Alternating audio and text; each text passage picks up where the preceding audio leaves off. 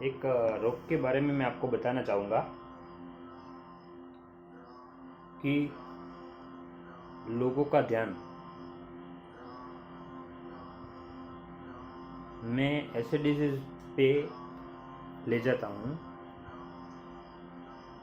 जो आमतौर पर डॉक्टर जिसकी चर्चा नहीं करते, जैसे लिम्फ नोड की सूजन। आम भाषा में मैं बोलूँ तो गांठे।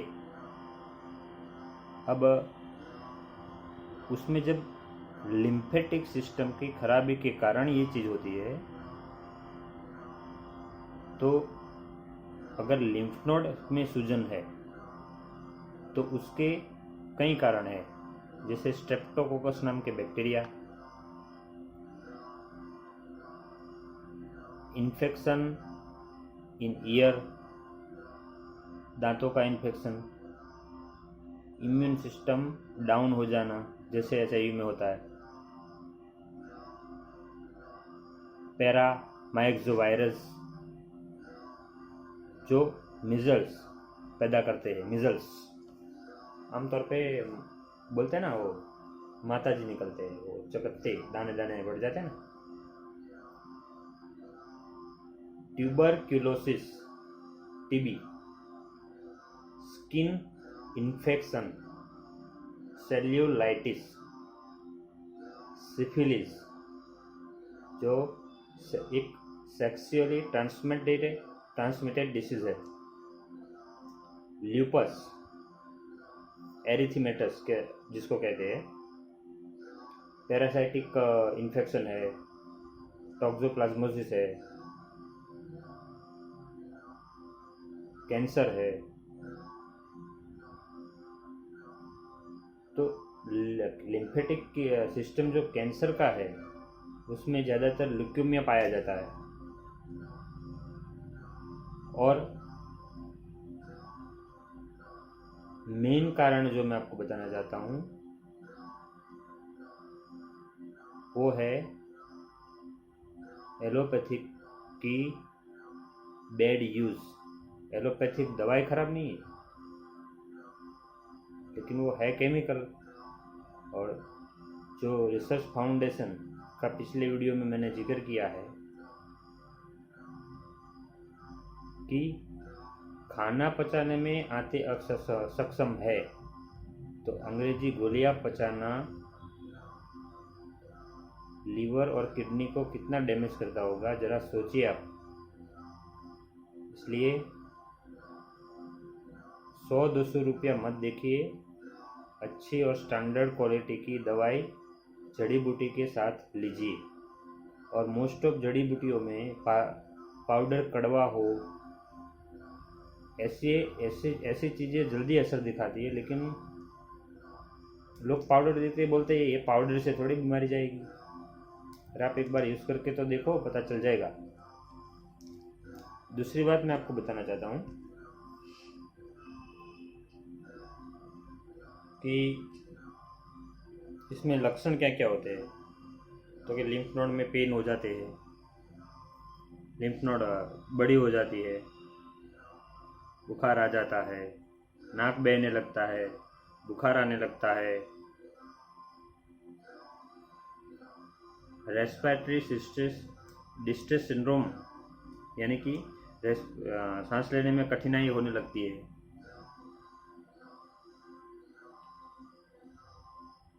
Rheumatoid arthritis, HIV, mono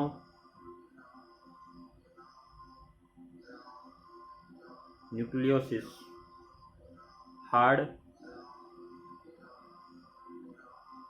lymph node जो होती है उसको ट्यूमर्स भी कहते हैं।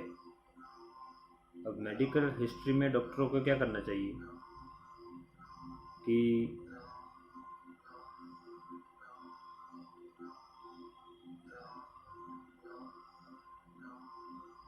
सबसे पहले तो गांठे बनने का कारण ढूंढना चाहिए, जो खून और संडास की रिपोर्ट से आप आराम से संडास जैसे शब्द में इस्तेमाल करूं तो बुरा मत लगाना। अच्छा चलो मैं बोल ही देता हूँ। स्टूल और ब्लड की रिपोर्ट, जिससे हर बीमारी का पता लगाया जाता है। Serum Widal and stool routine micro. इसलिए हर पेशेंट को हमको ये रिपोर्ट कराना पड़ता है। तो जिस लेबोरेटरी में हम भेजते हैं वो इसलिए भेजते हैं कि उन लेबोरेटरी वालों को हमने समझाया है कि इस चीज़ों पे ध्यान रखना है, नहीं तो हम पेशेंट आपके पास नहीं भेजेंगे। अक्सर आपने देखा होगा कि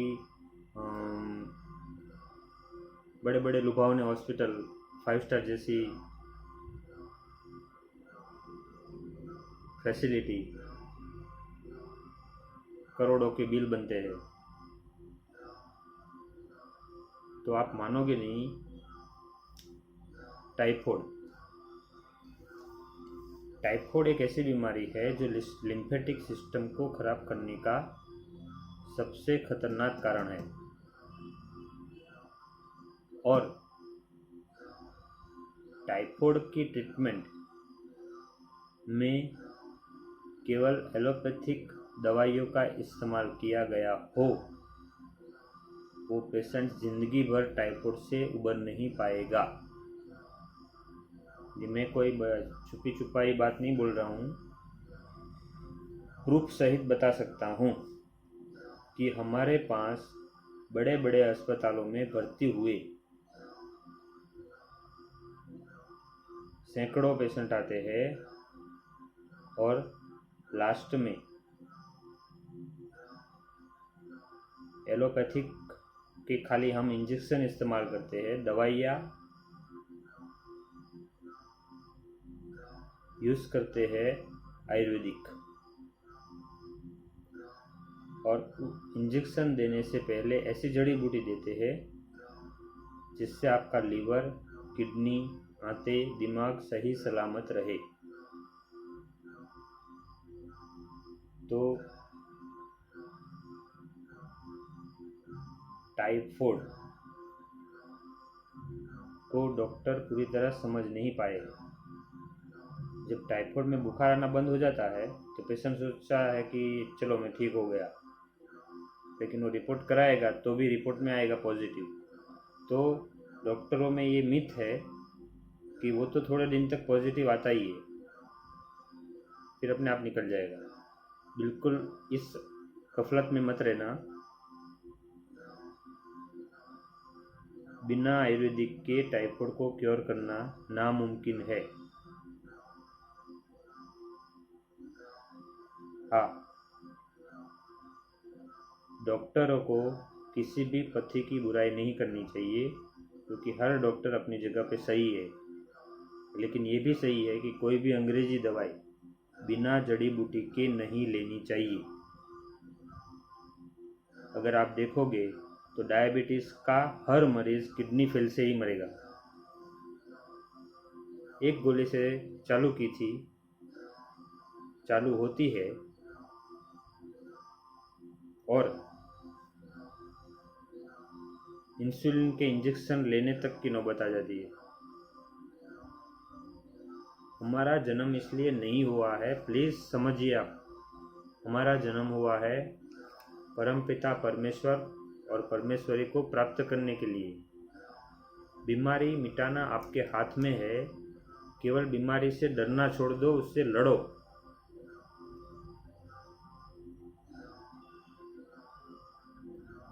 इसलिए टाइफाइड को हल्के से मैं नहीं लेने को बोलता हूँ, और लेना भी मत, क्योंकि एलोपैथी में आप खाली टाइफाइड का इलाज कराते हो, लेकिन टाइफाइड के कारण और 30-35 हज़ार का खर्चा कराते हो। लेकिन टाइफाइड के कारण दूसरी जो बीमारी शरीर में बन गई है उसका क्या? तो आयुर्वेदिक में 2 या 3 बोतल चढ़ाने में जितना खर्चा आप करते हो, उतने खर्चे में आपकी बीमारी भी ठीक हो जाएगी, आपका टाइफाइड भी जिंदगी भर के लिए ख़त्म हो जाएगा। और अगर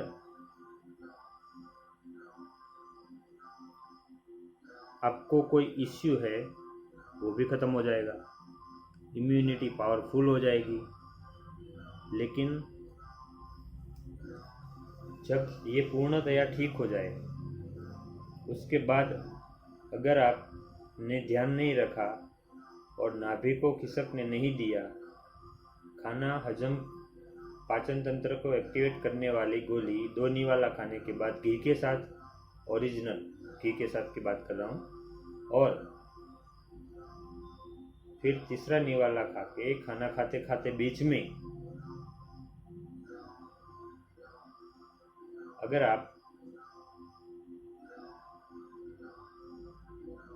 आपके सभी अंग सुरक्षित रहे और खाना पूरा हजम हो जाए, ऐसी दवाई अगर जिंदगी हफ्ते में 5 दिन लो, 2 दिन बंद कर दो, क्योंकि जड़ी बूटी वनस्पतियों से बनती है, इसलिए दिमाग उसको खुराक ना समझ ले, इसलिए ताकि वो दवाई काम करती रहे।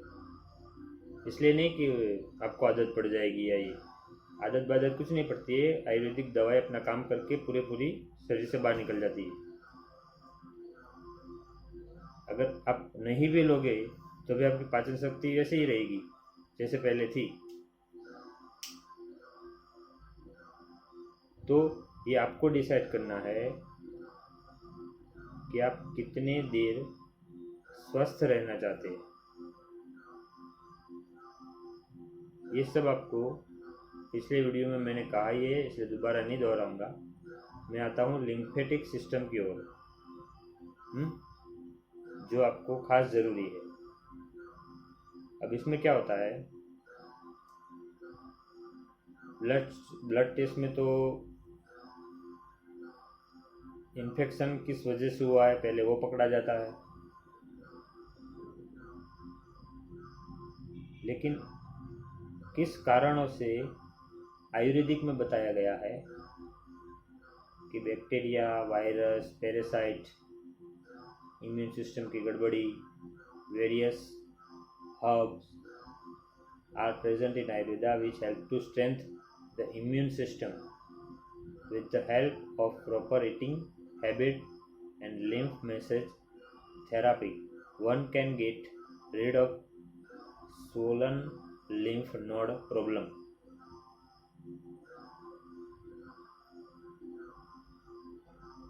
अच्छा, तो टाइफाइड के बारे में तो आपको समझ ही गए होंगे कि पहले 3 दिन डॉक्टर विश्वरूप रॉय चौधरी की बताई गई डाइट लो, चौथे से लेकर 15वें दिन तक केवल मूंग की दाल और चावल खाओ, मूंग चावल की खिचड़ी खाओ, फल फ्रूट खाओ, गन्ने का रस पियो। कितनी अच्छी अच्छी चीज़ें भगवान ने बनाई है, लेकिन लोग समझते हैं कि कच्चा खाना मतलब भूखा रहना हो गया। ऐसा कुछ नहीं है। मैं तो आपकी भलाई के लिए बोल रहा हूँ, मानना न मानना आपके हाथ में है। मुझे तो मेरे शिव और मेरी माँ से लेना देना है, इसलिए मैं जीवन जी रहा हूँ कि कब उनको मिलूँ।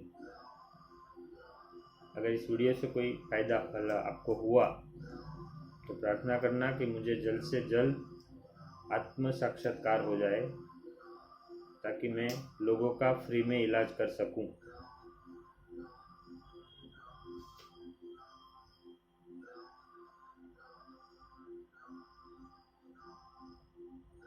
जो आयुर्वेदिक में ट्रीटमेंट बताई गई है उसमें बहुत सारी जड़ी बूटियाँ होती है। अगर आप घर पे यूज़ करना चाहते हो तो ओरिजिनल करक्यूमिन,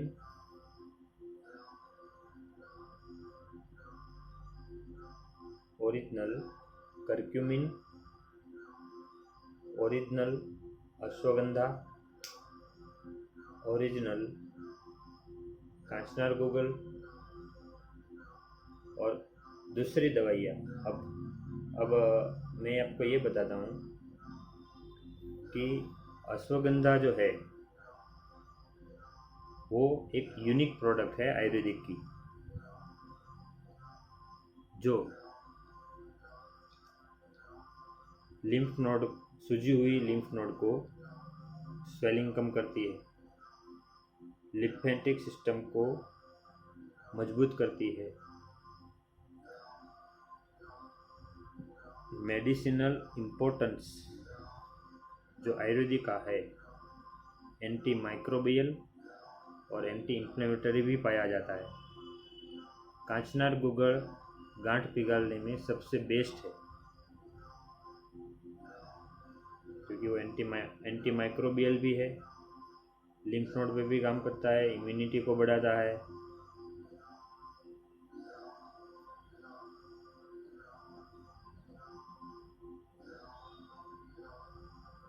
कांचनार की छाल, आंवला, हरी तकी, बीबी तकी, जिंजर, ब्लैक पेपर, पीपली, वरुण, चंद्र प्रभावटी, नित्यानंद रस, ये सब दवाई आप यूज़ कर सकते हो। करक्यूमिन क्या है? 10 किलो हल्दी में से जो 2 चम्मच निकलता है सार भाग हल्दी का, वो तो मुझे ही मंगा के देनी पड़ती है, क्योंकि बाहर से तो पेशेंट खरीद ही नहीं सकते, क्योंकि बहुत महंगी आती है, इसलिए मैं बहुत सस्ते में मंगा के देता हूँ। हाँ, सेवा नहीं करता हूँ, जितने में मैं लाता हूँ उससे 20 रुपया ज़्यादा ले लेता हूँ। तो लिम्फेटिक सिस्टम के बारे में मुझे क्यों बताना पड़ा कि आज फैशन हो चुकी है बच्चेदानी निकलवाने की।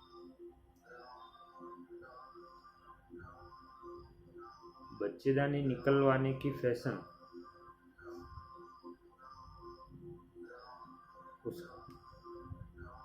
उससे कोई हर्ज नहीं है कि बच्चेदानी आपने निकलवा ली, बरोबर है, पर जो लिम्फेटिक सिस्टम आपका खराब हो गया उसका क्या? वहीं पे आ गए वापस, तो वो गांठें और कहीं बनेगी। हमारे पास एक पेशेंट आया था, उनको मैंने समझाया कि आप इस चक्कर में मत पड़ो, मत पड़ो, मत पड़ो, फिर भी उस चक्कर में फंसे और बच्चेदानी निकलवा दी, फिर गांठ हुई पेशाब की नली पर। तो वेल नोन डॉक्टर है अहमदाबाद में, नाम नहीं लूँगा मैं, वहाँ पे उन्होंने कीमो दिलवा दिया तो नली फट गई। अब वो बेचारे बहन को यूरिन लीकेज की प्रॉब्लम चालू हो गई, मतलब यूरिन पूरे दिन पैड रख के रहना पड़ता है।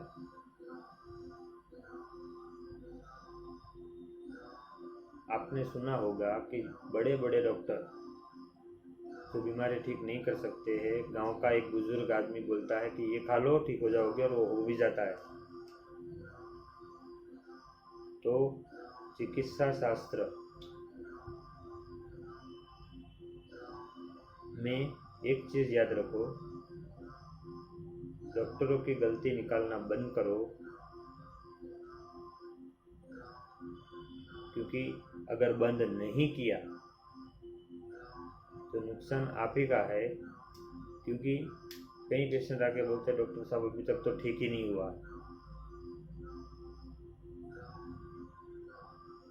लेकिन सही तरीके से समझ लोगे और थोड़ा वेट बाहर कर लोगे तो हर्ज क्या है।